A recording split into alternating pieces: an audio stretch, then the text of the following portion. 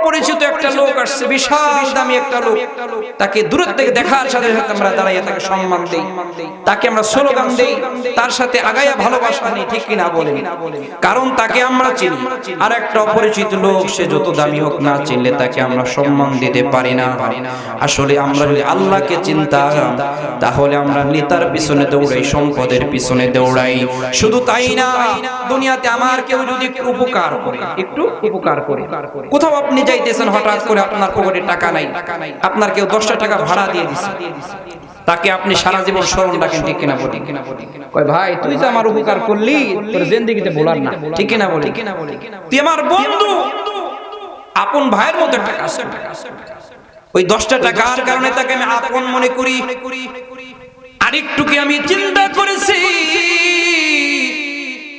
আমার রব আমার জীবনের শুরু থেকে নিয়ে শেষ পর্যন্ত সব দান করলেন, ঠিক কিনা বলেন? সব দিলেন। শুধু তাই নয়, হাত দিলেন, পা দিলেন, চক্ষু দিলেন, অঙ্গ প্রত্যঙ্গ দিলেন। এত নাফরমানি করি, এত গুনাহ করি, আল্লাহ তাআলা কোনটা সিনায়া নিল না। কারণ আল্লাহ তাআলা যখন আমাদেরকে সৃষ্টি করেছেন তখন আল্লাহ তাআলা সবচেয়ে মহব্বত করে ভালো করে সৃষ্টি করেছেন, যার কারণে আল্লাহ তাআলা আমাদেরকে সবচেয়ে ভালোবাসে। হাশরের ময়দানে আল্লাহ তাআলা জান্নাতীদেরকেও ওইভাবে এমন ভাবে দিদার দিবে যে সকলে আল্লাহ রাব্বুল আলামিনকে সুন্দরভাবে দেখতে পারবে। সুবহানাল্লাহ। এই জন্য আমরা যদি সেই রবের দিদার চাই, 1 নম্বর আমল হলো আমলে সালেহ করা। কি করা বলেন? আমলে সালেহ করা।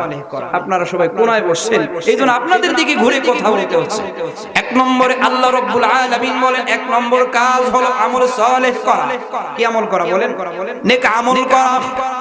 আমরা তো নেক আমল খুঁজে পাই না, গুনাহ করি, একটু চিন্তা করি না আল্লাহ আমাদেরকে কত ভালোবাসে। এত জুলুম করার পর, এত গুনাহ করার পর আল্লাহ তাআলা কোন নিয়ামত আমাদের জন্য বন্ধ করে না। আল্লাহ তাআলা কোন বান্দার সুরত দেখে না। আল্লাহ তাআলা ধন সম্পদ, টাকা পয়সা, বাড়ি গাড়ি দেখে না। আল্লাহ তাআলা দেখে বান্দার অন্তর। আর যেই বান্দার অন্তরের মধ্যে ঈমান আছে, আমল আছে, সে যদি গরীব হয় ওই লোকটা আল্লাহর কাছে সবচেয়ে বেশি দামি, ঠিক কিনা বলে? মুযাকার নিয়তে আপনাদের নিয়ে কিছু আলোচনা করব। আল্লাহ তাআলা বলনেওয়ালা, শুননেওয়ালা সকলকে আমল করার তৌফিক দান করেন। সকলেই বলি আমিন। আমি আপনাদের সামনে পবিত্র কোরআনুল কারীমের অসংখ্য অগণিত আয়াতের মধ্য থেকে একটি আয়াতের অংশ বিশেষ তেলাওয়াত করেছি। আসলে সকলেই আমরা নাজাত, মুক্তি চাই, সকলেই আমরা সফলতা চাই, সকলেই আমরা আল্লাহ পাকের রিজামন্দি চাই, ঠিক কিনা বলেন? যেই লোকটা ইসলামের উপর একেবারেই কম চলে, মুসলমান, তাকেও যদি জিজ্ঞাসা করেন তোমার মাংসা কি, তুমি কি চাও, তখন সেও বলবে আমি জান্নাতি চাই। যে রাসূলের সুন্নাত তার ব্যক্তি জীবনে, পারিবারিক জীবনে নাই, তাকে বলবেন, সেও বলে আমি রাসূলকে ভালোবাসি। আসলে সব কিছুর মাপকাঠি হলো আমার রীতি নীতি আদর্শ যদি ইসলামের অনুযায়ী হয়, আর আমার আমল যদি কম হয়, অল্প আমলের বিনিময়ে আল্লাহ তাআলা জান্নাত দিবে, ঠিক কিনা বলেন? অনেক আমল করলাম, বিশাল আমল করলাম, আমলের তবকা স্তর অনেক, কিন্তু ইখলাস ওয়ালা আমল যদি জিন্দেগিতে না থাকে, এই আমলের কোনো মূল্য আল্লাহর কাছে আছে বলেন? নাই। এজন্য আল্লাহ রাব্বুল আলামিন পবিত্র কোরআনের মধ্যে বিভিন্ন জায়গায়, বিভিন্ন সূরাতে দুনিয়ার মানুষকে জান্নাতের রাস্তার কথা বলে দিয়েছেন। তোমরা যদি এইভাবে চলো, এইভাবে তোমাদের জীবনটা পরিচালনা করো, তাহলে তোমরা অল্প সময় দিয়ে চিরস্থায়ী জান্নাতের মালিক হয়ে যাবা। আসলে আমাদের হায়াত কম, সময় কম, অল্প সময় দিয়ে চিরস্থায়ী আখিরাত, ওইটাকে দামি করতে হবে। কেউ আমরা দুনিয়াতে চিরস্থায়ী থাকবো না। কত সুস্থ মানুষ, ভালো মানুষ চলে যায়, যারা কখনো মৃত্যুর কল্পনাও করে নাই, ঠিক কিনা বলে। এই জন্য আমরা সকলেই মরণশীল, সকলে আমরা অন্ধকার কবরের প্রতি। কবর আমাকে ডাকে। দুনিয়ার হায়াতে জিন্দেগিতে আমরা দুনিয়ার ধন সম্পদ, টাকা পয়সা, বাড়ি গাড়ি মনে করলাম এটাই আমার আসল, এটাই আমার ভবিষ্যৎ, এটাই আমার সফলতার দরজা। আল্লাহ রাব্বুল আলামিন বলেন, দুনিয়ার অর্থ সম্পদ, টাকা পয়সা, এটার 4 পয়সার মূল্য আমি আল্লাহর কাছে নেই। যদি দুনিয়ার সম্পদের মূল্য আমি আল্লাহর কাছে থাকতো, তাহলে দুনিয়ার কোনো বেঈমানকে আমি দুনিয়ার নাজ নিয়ামত ভোগ করতে দিতাম না। এই জন্য এই হাম সব মুসাফির হায়, ওহি আখের ঠিকানা, कोई आगे रवाना है, कोई पीछे रवाना। দুনিয়াতে আগে আমরা সকলেই চলে যাব। কবর আমাদের আসল বাড়ি, এখানে আমরা অল্প সময়ের জন্য আছি। আসল ঠিকানা আমাদের পরকাল। কোন ব্যক্তি দুনিয়ার অর্থ সম্পদ সব পায়া গেল, টাকা পয়সা, বাড়ি গাড়ির মালিক হয়ে গেল, বলে পরকালে আল্লাহর রিজামন্দি অর্জন করতে পারে নাই, তো এই লোকটা প্রকৃত পক্ষে কোন সম্পদের মালিক হইতে পারে না। ঠিক কিনা? দুনিয়া কামাই করে কয় অনেক সুখে আছি হুজুর, অনেক ভালো আছি। আসলে এটা সুখ না, দুনিয়ার শান্তি কোনো শান্তি নয়, দুনিয়ার কষ্ট কোনো কষ্ট নয়। আসল শান্তি শুরু হবে পরকালে, আসল কষ্ট শুরু হবে পরকালে। ঠিক কিনা? জান্নাত হলো শান্তির নাম। জান্নাত এমন একটি জায়গার নাম যেখানে কোনো অশান্তি নামক স্থান নাই। আর জাহান্নাম এমন একটি জায়গার নাম যেখানে কোনো শান্তি নামক স্থান নাই। একটা রাস্তা হলো জান্নাত, আর একটা রাস্তা হলো জাহান্নাম। আল্লাহ তাআলা কোরআনে বয়ান করেন, ফারিকুম ফিল জান্নাতি ওয়া ফারিকুম ফিস সাঈর। তুমি নেক আমল করবা, ইহদিনাস সিরাতাল মুস্তাকিমের উপর চলবা, অল্প আমল করবা, অল্প আমল তোমাকে জান্নাতের রাস্তা দেখাবে। আর তুমি নেক আমল করবা না, মন চাই জিন্দেগি চলবা, রূপ চাই জিন্দেগি চলবা না, তুমি সঠিক রাস্তা পাইবা না, তুমি জাহান্নামের রাস্তা পেয়ে যাবা। আমরা জান্নাত চাই, কে কে একটু হাত উঁচু করে আমার আল্লাহকে দেখিয়ে দিই। আল্লাহ তাআলা সকলকে জান্নাতুল ফিরদাউসের বাসিন্দা হিসেবে কবুল ফরমান, সকলেই বলি আমিন। আল্লাহ তাআলা কুরআনুল কারীমের মধ্যে বলেন, ফামান কানা ইয়ারজু লিকা রাব্বিহি ফালইআমাল আমালান সালিহা ওয়ালা ইউশরিক বিইবাদাতি রাব্বিহি আহাদা। যদি আমরা রবকে পেয়ে যাই, আল্লাহকে পেয়ে যাই, আর কিছু আমাদের বাকি থাকবে বলেন? থাকবে? থাকবে না। একটা লোক অর্থ সম্পদের থেকে কিছু অংশ পাইল, তো সেটা ওইটুকু পেয়ে সীমাবদ্ধ, ঠিক কিনা বলেন? আরেকটা ব্যক্তি সে অর্থ সম্পদের যে মূল মালিক তাকে পেয়ে গেল, তাহলে তার আর কিছু পাওয়ার বাকি থাকে বলে? থাকে না। সে কেমন যেন সবই পেয়ে গেল, ঠিক কিনা বলেন? এই জন্য আল্লাহ রাব্বুল আলামিন বলেন, তোমরা যারা আমি আল্লাহকে চাও, আমি আল্লাহর দিদার চাও, আমি আল্লাহর সন্তুষ্ট চাও, তাদের দুইটা আমল দিয়ে জীবনকে সাজাইতে হবে। দুইটা আমল যদি করতে পারো, তাহলে তোমাদের জান্নাত হয়ে যাবে সহজ রাস্তা। এক নম্বর আল্লাহ রাব্বুল আলামিন বলেন, ফামান কানা ইয়ারজু লিকা রাব্বিহি ফালইআমাল আমালান সালিহা। এক নম্বরে বেশি বেশি রবের দিদার পাইতে হলে এক নম্বরে নেক আমল করতে হবে। আপনাদের একটু বলি, সময় কম, বলার সুযোগ নেই। রবের দিদার কি? আল্লাহ পাকের সাক্ষাৎ কি?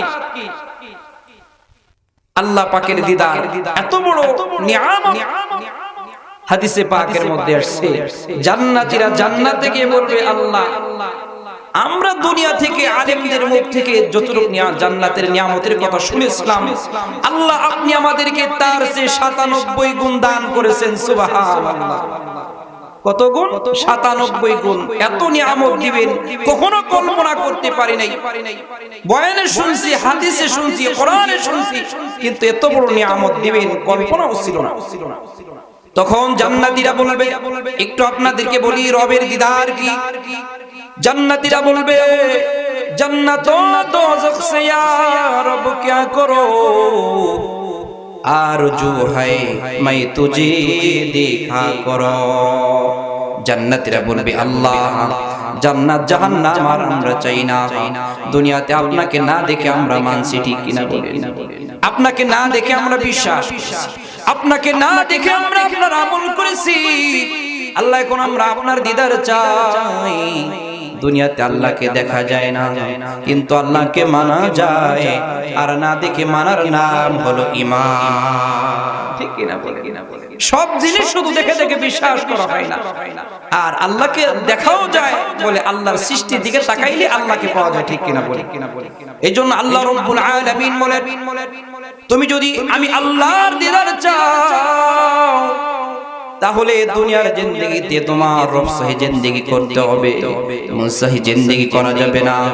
আম গাছ লাগাইয়া কখনো কাঁঠালের আশা করা যায় না। ঠিক কিনা বলেন?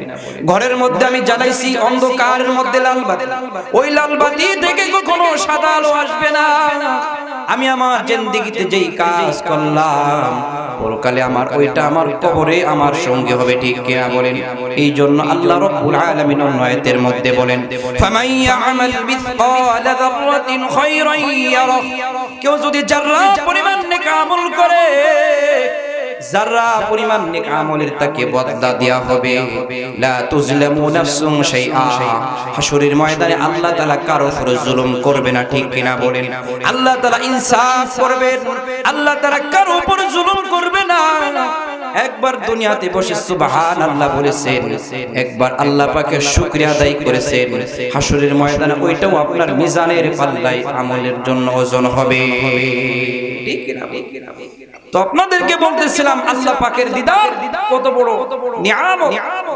জান্নাতীরা বলবে আল্লাহ আমরা এখন আর জান্নাতের কোন নাজ নিয়ামত দরকার নাই, আপনি আমাদেরকে যত দূর নাজ নিয়ামত দান করেছেন এটা অনেক বেশি। তখন বলবে আল্লাহ এখন আমরা আপনার দিদার চাই, এখন আমরা আপনার সাক্ষাৎ চাই। হাদিসে পাকের মধ্যে আল্লাহ রাসূল সুন্দর করে বোঝাইছেন জান্নাতীরা জান্নাতের মধ্যে আমার রব আল্লাহ কি রব্বুল আলামিনকে কিভাবে দেখা যাবে।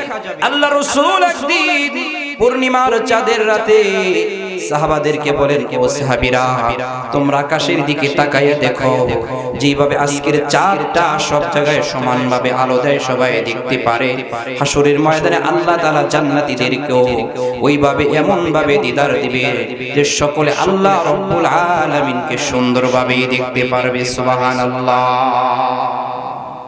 এই জন্য আমরা যদি সেই রবের দিদার চাই, এক নম্বর আমল হলো আমলে সালেহ করা। কি করা বলেন? আমলে সালেহ করা। আপনারা সবাই কোনায় বসছেন, এই জন্য আপনাদের দিকে ঘুরে কথা বলতে হচ্ছে। এক নম্বরে আল্লাহ রাব্বুল আলামিন বলেন এক নম্বর কাজ হলো আমলে সালেহ করা। কি আমল করা বলেন? নেক আমল করা। আমরা তো নেক আমল খুঁজে পাই না, গুনাহ করি, একটু চিন্তা করি না আল্লাহ আমাদেরকে কত ভালোবাসে।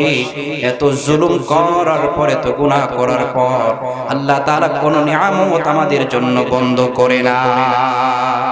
ঠিক কি না বলে?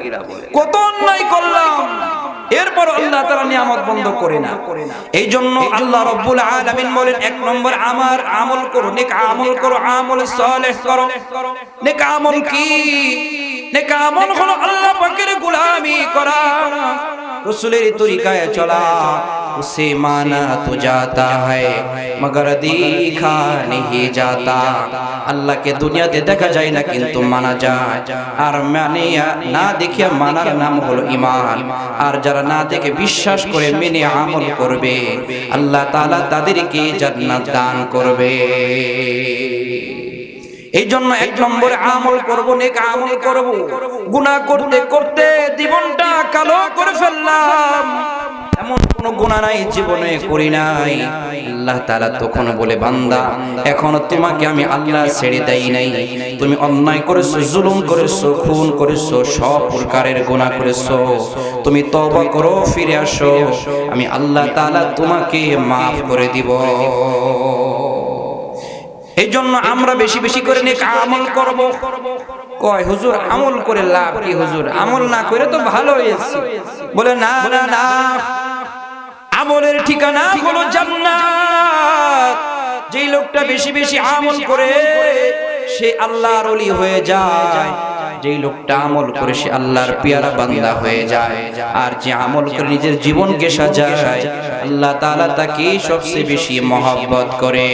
ইন্নাল্লাহা লা ইয়ানজুরু ইলা আসওয়ারিকুম, আল্লাহ তাআলা কোন বান্দার সুরত দেখে না। আল্লাহ তাআলা ধন সম্পদ, টাকা পয়সা, বাড়ি গাড়ি দেখে না। আল্লাহ তাআলা দেখে বান্দার অন্তর। আর যেই বান্দার অন্তরের মধ্যে ঈমান আছে, আমল আছে, সে যদি গরীব হয় ওই লোকটা আল্লাহর কাছে সবচেয়ে বেশি দামি, ঠিক কিনা বলে? টাকা পয়সা, বাড়ি গাড়ি, এটার কোনো মূল্য আল্লাহর কাছে নাই। এই জন্য এক নম্বর আমল সালেহ করতে হবে। আজকে আমি দুনিয়া চিনি, দুনিয়ার সম্পদ চিনি, টাকা চিনি, বাড়ি চিনি, নারী চিনি, সৌন্দর্য বুঝি, ভালো বুঝি। শুধু তাই না, আমি তো বলে থাকি আজকে বাজার করতে যাই, যদি 10 টাকার জিনিসও ক্রয় করি, এক দোকান না, 2 দোকান না, 3 দোকান দেখে ক্রয় করি, ঠিক কিনা বলে? সব বুঝি। আর আখিরাতের ক্ষেত্রে আসলে কয় হুজুর আমরা একটু কম বুঝি, আমরা তো আসলে আলেম না, বুঝি না, ঠিক কিনা বলে? আসলে আমার বুঝ আমি কাজে লাগাই নাই।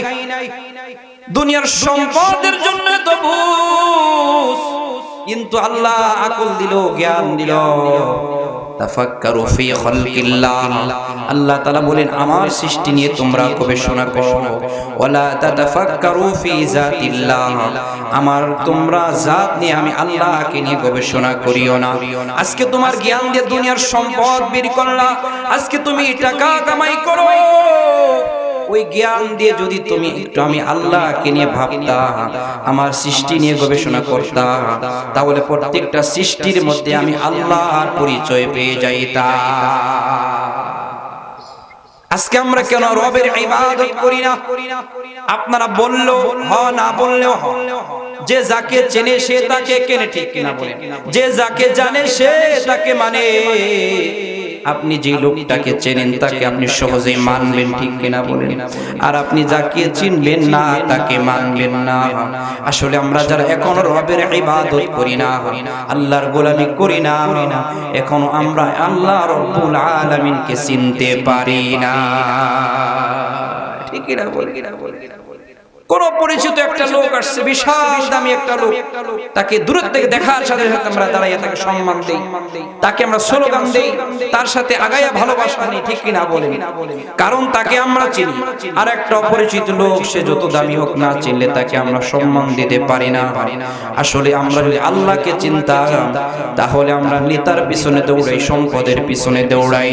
শুধু তাই না, দুনিয়াতে আমার কেউ যদি উপকার করে, একটু উপকার করে, কোথাও আপনি যাইতেছেন, হঠাৎ করে আপনার পকেটে টাকা নাই, আপনার কেউ 10টা টাকা ভাড়া দিয়ে দিচ্ছে, তাকে আপনি সারা জীবন স্মরণ রাখেন, ঠিক কিনা বলি? কয় ভাই তুই তো আমার উপকার করলি, তোর জিন্দেগিতে ভোলার না, ঠিক কিনা বলি? তুই আমার বন্ধু, আপন ভাইয়ের মতো টাকা আছে। ওই 10টা টাকার কারণে তাকে আমি আপন মনে করি। আরেকটু কি আমি চিন্তা করেছি আমার রব আমার জীবনের শুরু থেকে নিয়ে শেষ পর্যন্ত সব দান করলেন, ঠিক কিনা বলেন? সব দিলেন। শুধু তাই নয়, হাত দিলেন, পা দিলেন, চক্ষু দিলেন, অঙ্গ প্রত্যঙ্গ দিলেন।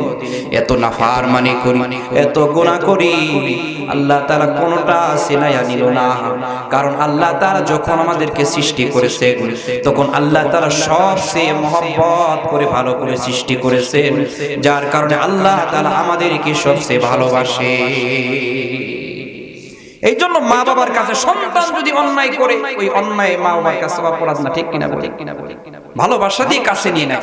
আল্লাহ তাআলা বুঝায় তুমি যত অন্যায় করো এরপরে তুমি যদি বুঝতে পারো আর ফিরে আসো, আমি আল্লাহ তাআলা তোমাকে কাছে নিয়ে নেব। যদি কাছে নিয়ে নিব না, আমি আল্লাহ তাআলা তোমাকে ওলির দপ্তরে নাম লেখায়া তোমাকে জান্নাতীদের তালিকাভুক্ত করে দিব।